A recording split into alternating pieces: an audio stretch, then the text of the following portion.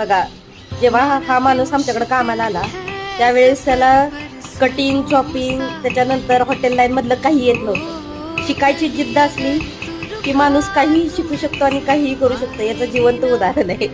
असं मोठं काही नाही, पण खूप कमी वयात त्यांचं शिक्षण सुटलं आणि UP बिहारकडं यांना शिकायला नाही मिळालं. पण शिकण्याची ह्यांची खूप इच्छा ही ह्याच्यातून दिसते की फक्त 1-1.5 महिनाच यांना झालाय आणि त्यांनी हॉटेलचं पूर्ण काम 1-1.5 महिन्यात शिकून घेतलंय. ज्या माणसाला कांदा सोलता येत नव्हता तो माणूस आज इतका फास्ट दुसऱ्यांचं बघून बघून, करून करून, शिकून शिकून, दुसरे जरी आराम करत असले तरी स्वतः काहीतरी करत राहण्याची, सारखं काहीतरी करत असतात.